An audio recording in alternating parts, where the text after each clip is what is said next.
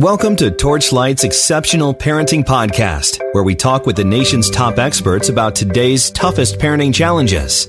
Whether you're concerned about your child's development, learning, behavior, or you just want to make family time more enjoyable, we share the practical solutions and tools that can help.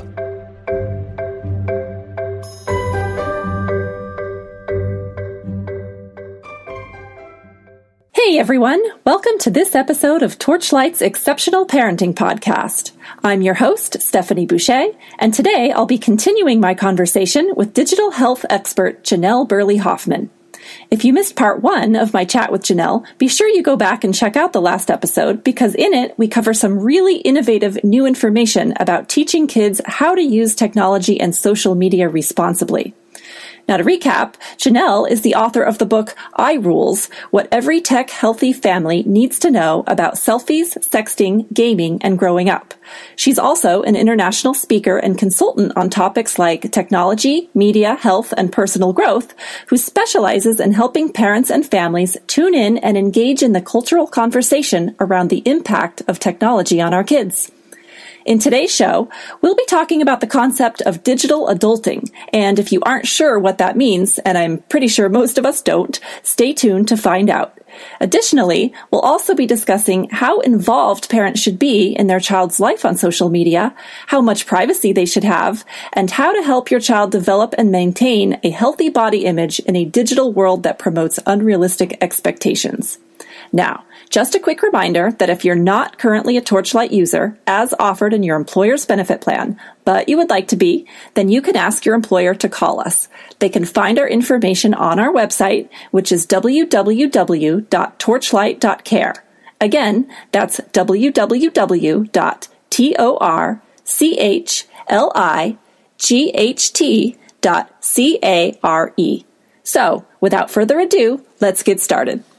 So how involved should parents be in the lives of their children once they do start using social media? Say your child does open up an Instagram account or a Facebook account or a Snapchat account. How involved should you be, or is this, possibly an individual decision? What is your advice for parents? So this question is really about privacy. They really want their privacy, but you feel like you, as a parent, I know that I feel like I have a responsibility to make sure that they're behaving themselves. Absolutely. And I think all things can be true. Yes. So again, of course, there's this component of individuality. So if we have a child, some of our kids are just going to be naturally more high risk, naturally more prone to the addictive nature of the technology, naturally more prone to make some decisions that we don't love. And so those children need a different level of support. They need a different level of guidance and of monitoring. So again, coming back to this idea, do we know our child? What are their tendencies? And what are some of the behaviors they've exhibited with perhaps the home computer, the shared device, the Xbox? As we've, even the Google Classroom that school has issued, right? Have there been any challenges, or has there been some risky behavior, or is there a general understanding? Have they been following the rules? Have they been engaging in a typical way? So again, considering those things as we move forward into some of the more independent use of technology. I like to think of our involvement as parents in the same way we would think of it in their social relationships away from the screens. So they do need a baseline of understanding that the internet is public space, that even when it feels private, we're imagining our conversations on a billboard outside of our school or a billboard in Times Square, in a public space where a lot of people that we know and care about would see it. Right? So we have to bring a level of mindfulness to the training that we're teaching our kids. Can they slow down their use, right? Which is really a hard ask for an adolescent, right? Where it is. And those types of things. But it can, again, like Tiffany Schlane's work, it can be practiced and it can be strengthened, but we need to be teaching and talking about it. So we're asking them to really have a good understanding in digital literacy and digital citizenship about the internet. Like we walk the hallways of school, there's certain things we wouldn't say and do in the hallways of school. We don't want to do those things in the hallways of the internet. It is public space. Hallways of the internet. I like that. Thanks. Yeah, that's always a hit because it feels it's like a nice metaphor for people where, you imagine yourself walking around the social media platforms and how do we want to engage? What kind of person do we want to be when we go online? And that's a great question for teenagers. Who do we want to show up as? And is that person the same person that shows up, in the classroom and on the basketball court and at the dance performance, right? So what are we proud of and who do we want to be? And are we showing up as that person? And so a lot of that foundational training and value-based learning really has to happen, right? Because we can't just hand over a device and hope for the best. That's just not a strategy, and that's not enough for our young people. So I like to think of the beginner user as a true beginner, that they need a lot of guidance, a lot of parallel use, a lot of mentorship. So when we first give a device or when we first allow certain social technology, that we're providing a lot of support. We've said yes to the people that they're communicating with. We're taking a scroll through to see how things are going. We're asking them to show us their accounts. We're following each other on social media. We have a sense of who they're with and what they're doing. Just like if they were going somewhere in the world, you would want to know who they were with and what they were doing. So absolutely. It's the same. That level of engagement is absolutely the same. If without looking, are you able to say to your 12 or 13-year-old, you have a sense of how they use their technology. You have a sense of who they're engaging with, and why it feels important to them. And, so it's like being on it, but we're not all up in it, right? Like, that's right. We don't, if we're using it typically and our kids are, using the scaffolding method and having pretty good experiences and their life feels full on the wheel, on the big macro view. So they're using it pretty typically. We don't need to see every conversation. That's my belief. Just like I don't need to hear every conversation that happens on the playground or out at recess or in the family room in my house when they have friends hanging out. I don't need to hear everything. That's just what I was going to say. If you went and dropped your teenager off at the movies or the mall, you would want to know that they were at the mall, what time they were there, who they were with, when to come get them, etc. But you wouldn't necessarily ask them to relay every conversation they had while they were at the mall.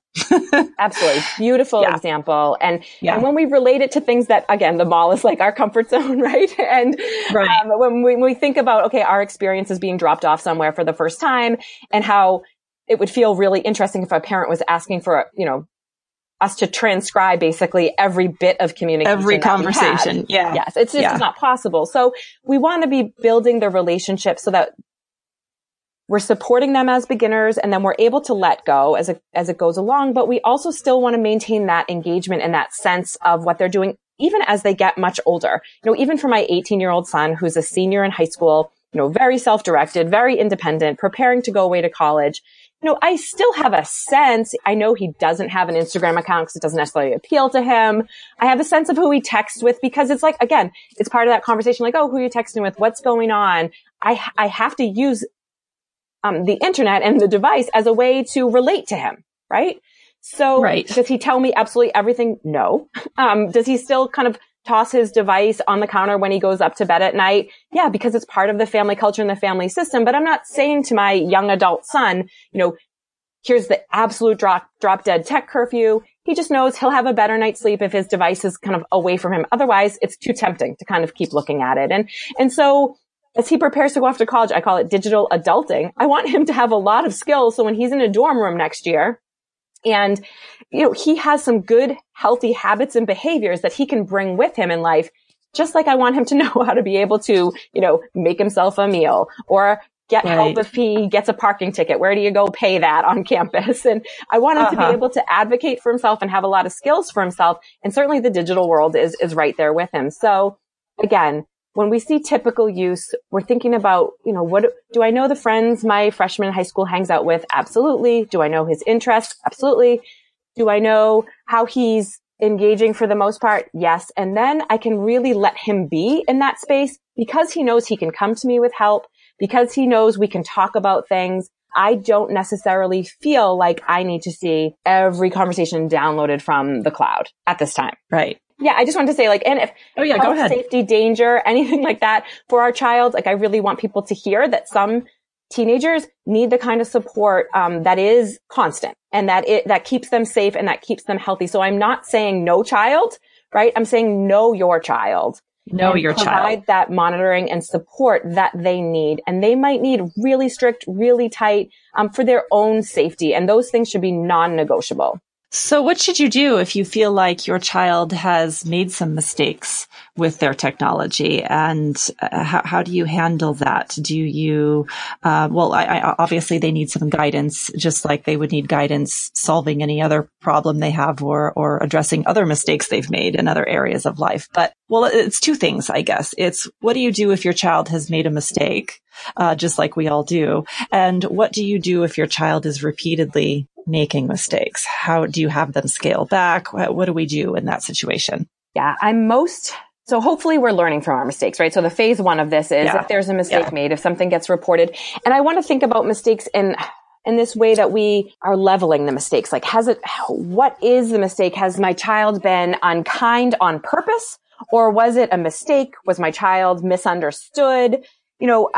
I have a very low tolerance for being mean or unkind on purpose, right? That's a character error and not a technology error. Okay. And so those things there's certain things, and again, a lot of this is going to be value-based, and families will have different things that feel more urgent or more important than others. So identifying where those things are, where you just have a zero tolerance, right? We're not going to harm people on purpose. We're not going to put out certain content. We're going to put kind before cool, whatever it might be, And if those mistakes are made, that to me shows me, there needs to be some time away from the screen, and there needs to be a lot of conversations, a lot of opportunities for learning.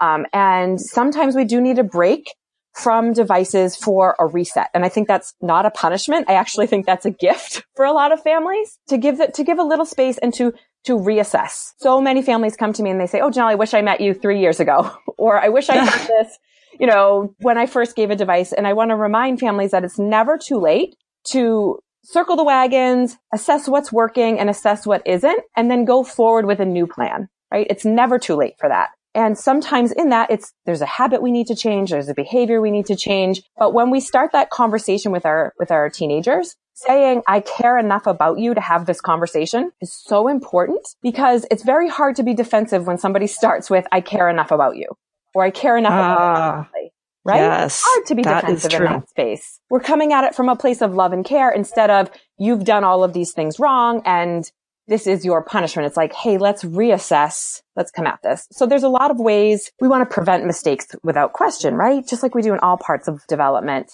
And we want them to learn, right? We want them to say, "Wow, I thought that person would think I was being funny. I didn't know I was going to hurt their feelings, or I didn't know they were embarrassed. I need to apologize," right? I need to take my comment down.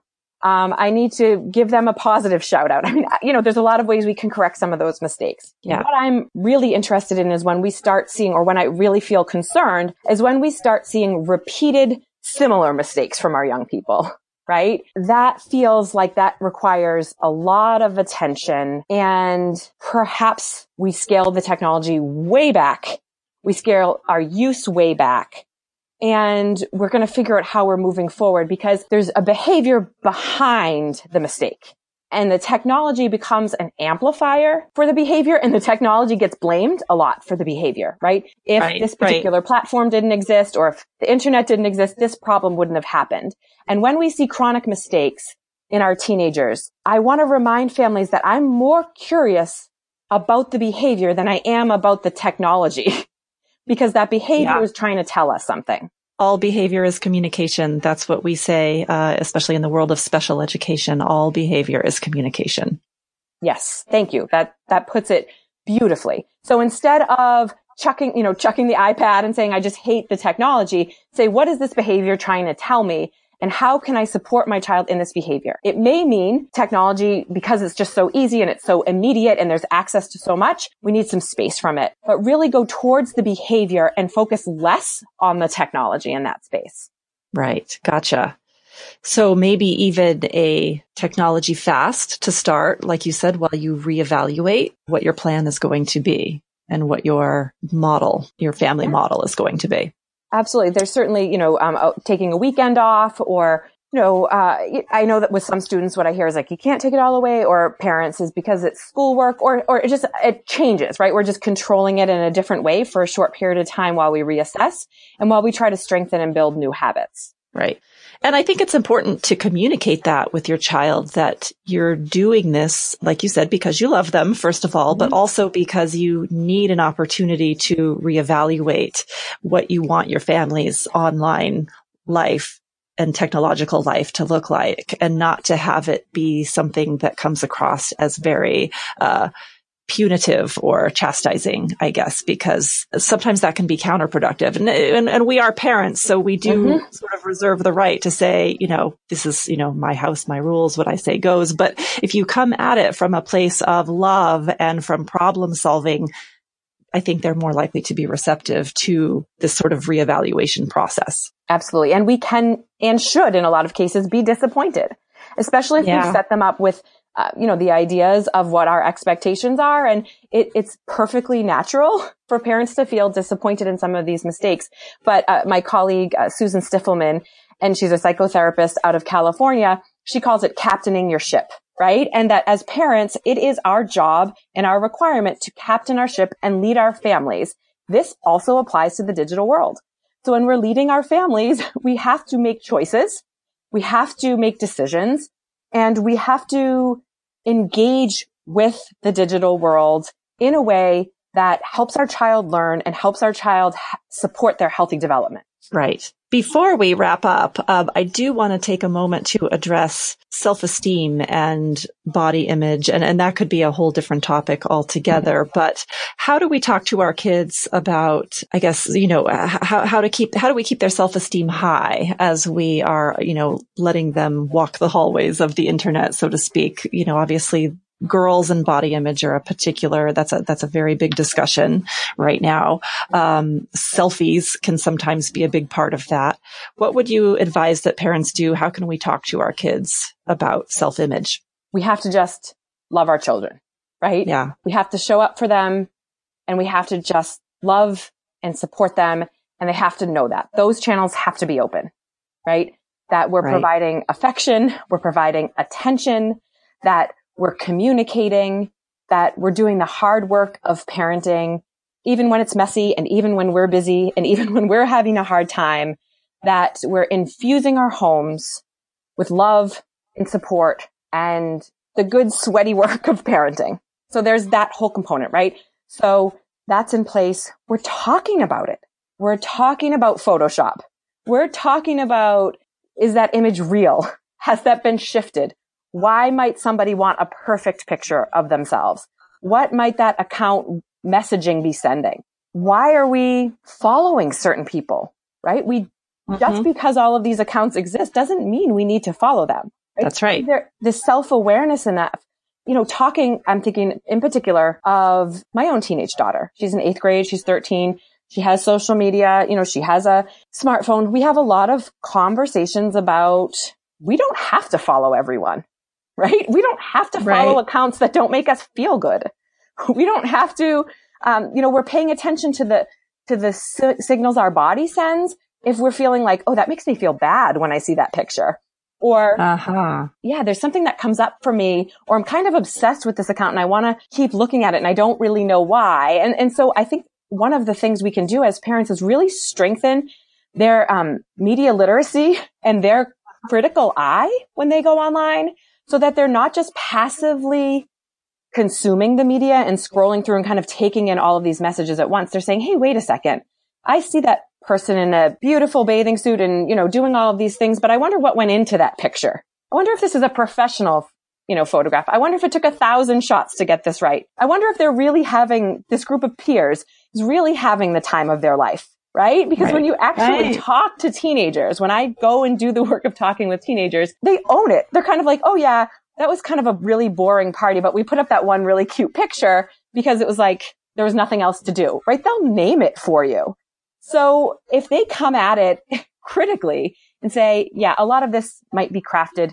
It's hardly ever an organic moment someone captures and puts up on social media. That's right. So true. It kind of normalizes and takes some of the pressure off to have this like, oh, everyone's having fun without me, or I never have that much fun. We kind of look at it as taking the pictures in a lot of ways for young people is an activity. It is an event. To take a bunch of pictures together and to be doing things and sharing them is kind of like a hobby in a lot of ways. So talking about that and naming it and asking them to be critical when they go through and asking them to have awareness of their physical and emotional body is important. And then being there to support them if they want to have a conversation or if they want to talk about something they saw or ask a question is great. And also, I get asked the question a lot about, obsessive selfie taking and is that okay? And really, again, looking at it as typical use, and it's different because we didn't do those things, right? So it feels scary because it feels different. And we're all like, are we raising selfish kids or are we raising self-absorbed kids? And I look at it as just, it's an opportunity of playfulness. It's an opportunity for them to just put their stamp on a moment. So again, is it in balance or is it obsessive, right? So we look at the behaviors on a spectrum, and not all selfie taking is created equal, because of course all the children behind it and all the teenagers behind it are all very different in their ways. So if we see our child doing something that's alarming, we feel like it's obsessive, we feel like it's taking away from some part of their life or development, we're going to want to pay attention to that, start talking about that, talking about the whys, right? Getting curious with our teenagers is one of the healthiest and most important things we can do for them. Not saying you must do this, but I'm curious about why, right? Yeah. And allowing for that, for teachable moments, or sharing a third party story is another great way where we can teach our kids without them being defensive. This idea of, I read this article, or a friend told me that this particular behavior happened. Have you ever seen anything like that? Why would somebody do that? Getting curious and allowing them to be the experts of their own life in terms of how they communicate is so healthy, and so much can be shared there because no one's cornered into saying, you did this thing. Instead of this, you triangulate a little and say, this third party did this thing. I'd love to have a conversation about it. And again, the more natural and fluid, the better. But that also takes practice. Empowering our kids to have empathy, really infusing our homes with love and good character and empathy will allow them to exhibit those behaviors when they go online, despite all the content that's out there. Right. Exactly. This has been such an important topic of conversation. I really love your perspective on this. I find it to be very fresh and practical and modern. You really kind of have a way of taking the fear right out of this topic, because I think what we can glean from this conversation is that this issue of technology is not really that different of a parenting issue than all of the other stuff that parents have always dealt with. It's just a new format for it, but it's all kind of part of the same thing.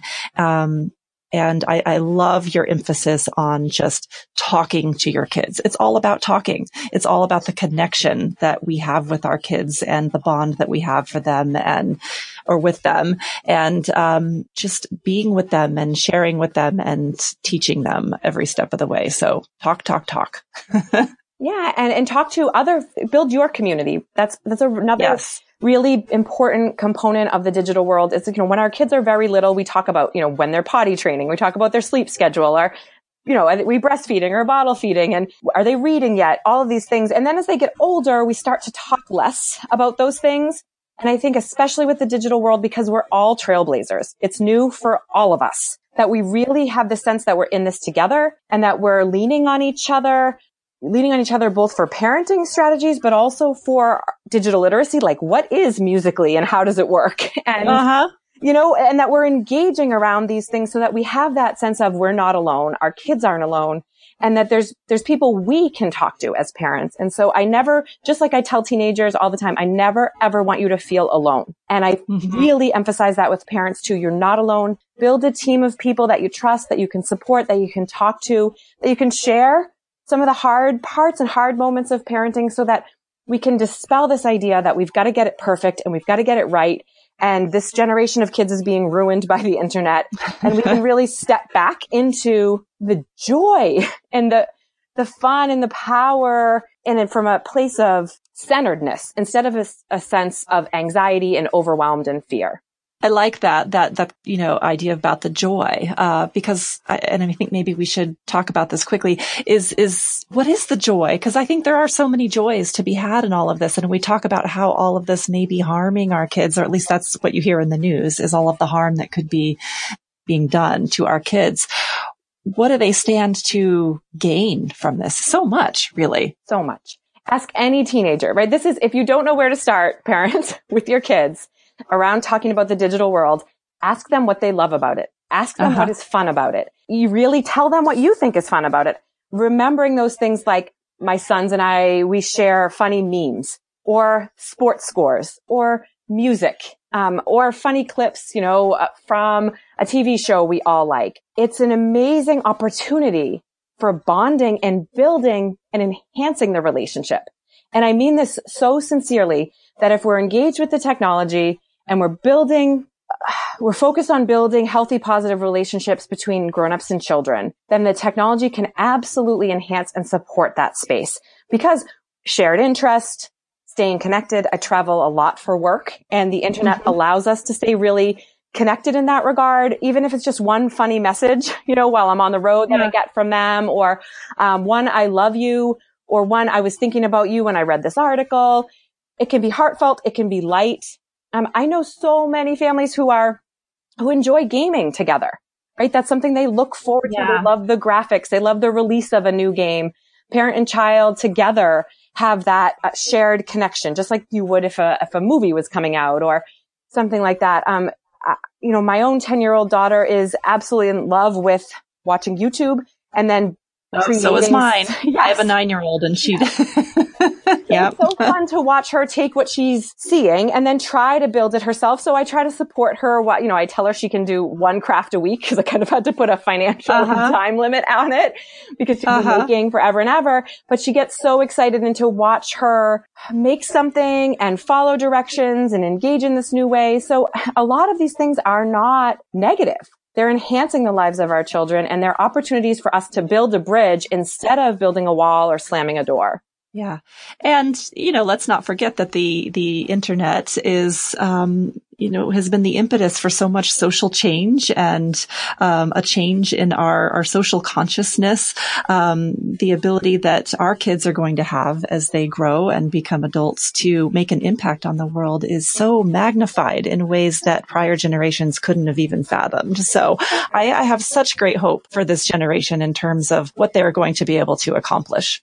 Thousands and thousands of teenagers I've worked with, one of the number one things they say is they feel connected to a greater community because of the internet. They feel like they know more. They feel really part of the global society and that they have more empathy because we're hearing new stories be told. We're hearing it told in new ways and that everyone has a voice to share their experience. And, while a lot of people see that as a challenge, I think it's incredible for new, fresh points of view. And for people for a long time who did not have the voice or who did not make it into mainstream media are now being given an opportunity to share their voice and share their perspective. And I think it's incredible that our kids can engage in that way. So true. Yes. And of course, there are challenges. There's always going to be challenges. There are challenges. And, that's yes. The way it is in every area of life. I think that there is duality in the world and every opportunity, every event in life comes with like the, positive pole and the negative pole. It comes with opportunity and it comes with challenge on the other side. And every challenge comes with a gift and every gift comes with a challenge. And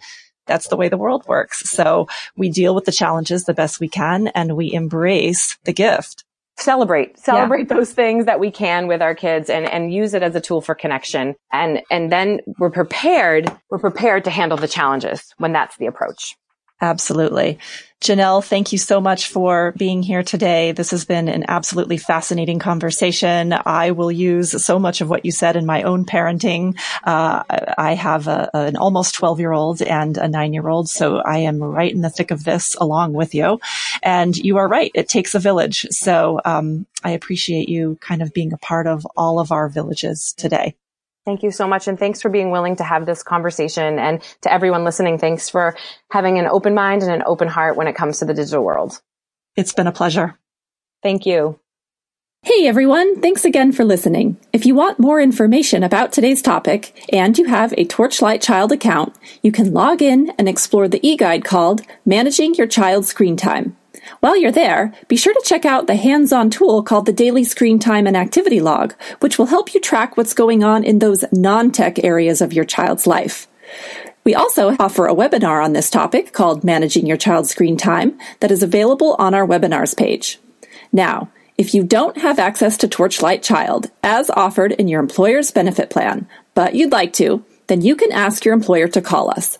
They can find our information on our website, which is www.torchlight.care. Again, that's www.torchlight.care.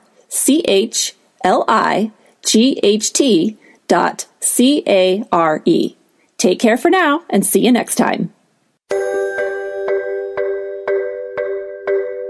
Thanks for listening to Torchlight's Exceptional Parenting Podcast. Find this and other episodes on iTunes, Spreaker, and Podcast Go. If you're interested in bringing Torchlight Child or any of Torchlight's other caregiving products to your workplace, please contact info@torchlight.care. That's info@torchlight.care.